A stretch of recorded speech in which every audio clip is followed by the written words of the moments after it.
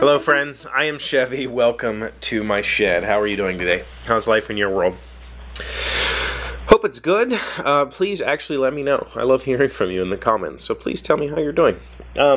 Today, I'd give you some update on this whole story idea that I've been working on for a month now. It seems maybe even longer than that. Probably longer than that. I've told you before, I think, maybe, I don't remember, that the story that I'm attempting to write is not the story that I intended to write. The story that I've intended to write is a story that I've wanted to tell since I was a child. Well, at least a teenager.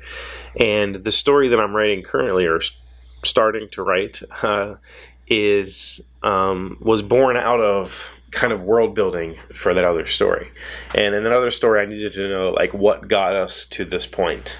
And so I took a ton of notes, and that part of the process is really fun. And it is the part of the process where you can sit down and just kind of let everything fly. Anything goes. And I took not 1,000, that's a hyperbole. I took dozens of pages of notes. Dozens of handwritten notes, tons of thoughts and ideas, and how could I shape this world. And as that was happening, and I fell upon this story that I'm trying to tell now, I was like, oh, this is fun. I should tell this story. I should tell the point that got us part of the way to where the future story is. And so that was probably, I had started to write some of the other story in like November, and I realized I'm not there yet. Like, I want to do that story justice, and in order to do that story justice, I have to learn how to be a writer first. And so part of the reason that I'm trying to tell this story that I'm working on is that I figured it would be a good test. Can I even be a writer? And what I've learned so far is no, I'm not a writer yet. And surprise, just like everything else, it's work. You know, it is work. It takes effort. It takes discipline. It takes skill, sure, but I think that more importantly, it takes the willingness to learn, the willingness to adapt, the willingness to persevere, and the willingness to do it, to perform the work.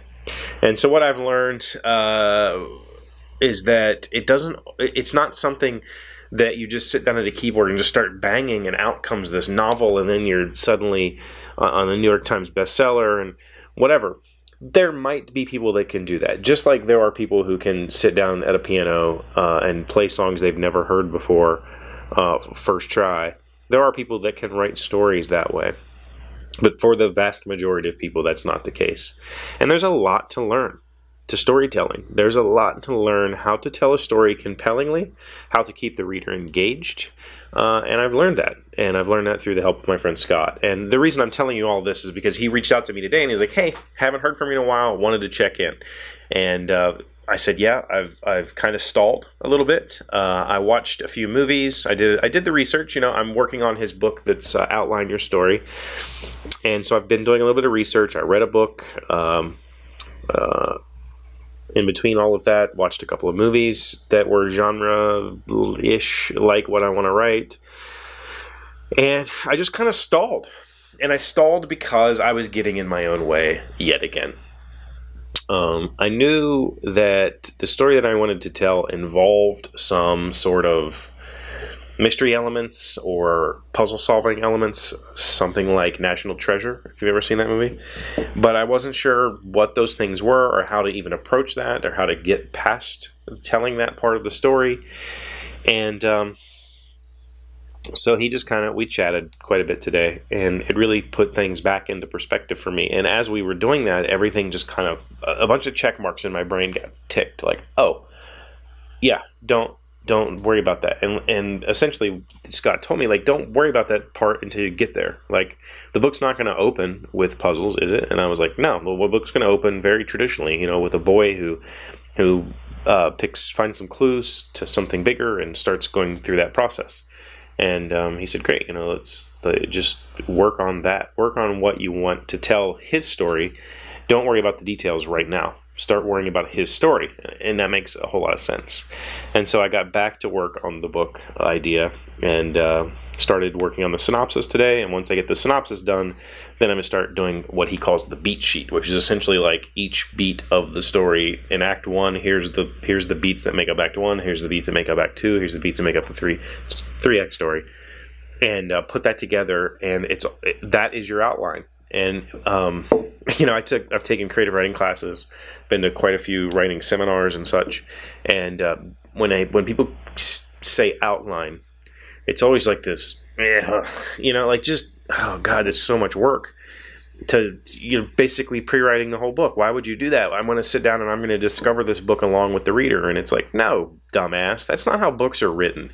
There are writers who claim that they discover the characters through the book, and the characters jump onto the page, and the story develops before their own eyes. And that's all bullcrap, I think, for the most part. There may be writers who have achieved that after years and years and years of writing a character or a genre. They can sit down and just tell a story without a whole lot of pre-written notes, but really it takes effort, and I've learned that, and I'm putting effort in. So, you know, hopefully soon I will actually start the outline proper, the beat sheet, and use that as my outline. And then the concept is just to be able to write from beat to beat. Like, you know, you're at this beat now, you got to get to this beat, write that, and then you go and you just do that until the book's done, and then ta-da, you've written a book. And you know, I think I can do it. It's going to be a lot of work. I'm not going to lie. It's going to be a lot of work. But so was, say, Pepahana. Pepahana was a couple of months of my time, and I spent a lot of time on it. So writing a book will probably be more like 6 months of my time. But it might get done. It might not. I don't know. I hope it will. I hope there's a story there that compels me enough to keep writing it. I think there is. I think that I've really hit on a few things today that were like, yes, this is the story. This is what it's going to be. It's going to be fun. And that's what I have to figure out. But aside from all that, what I wanted to ask you is, this story is set in a near future apocalypse.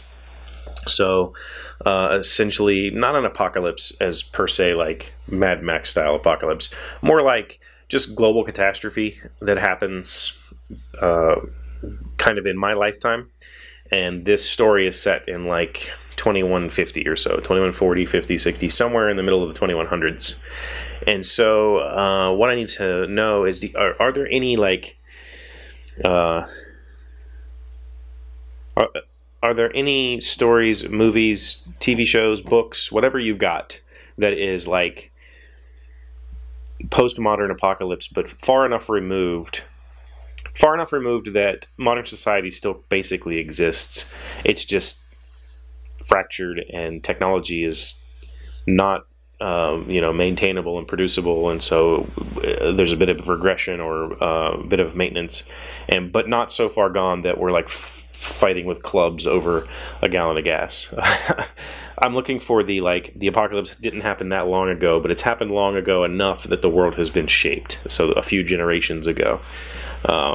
I'm looking for stories like that. So if you have anything, please let me know in the comments. I'm really looking for source material that I can kind of help me pull together some ideas as I have about what technology would look like at that time. You know, 100 years post-apocalypse. Where are we then?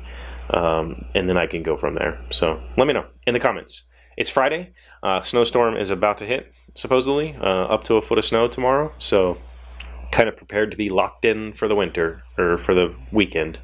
And my girlfriend is here, and that's amazing. So I can't complain. And we're going to play board games and eat food and watch TV and enjoy being locked in the house. We'll have fun. So lots to do. Thank you for being here, as always. Thank you for liking, commenting, subscribing, being amazing friends. I really do appreciate you, and I hope to see you again on Monday. Hey, Doc, wait! I want to ask you something. Today's random fact comes from dictionary.reference.com. What percentage of the English language is Latin? Over 60% of all English words have Greek or Latin roots. In the vocabulary of the sciences and technology, the figure rises to over 90%. About 10% of the Latin vocabulary has found its way directly into English without an intermediary, which is usually French.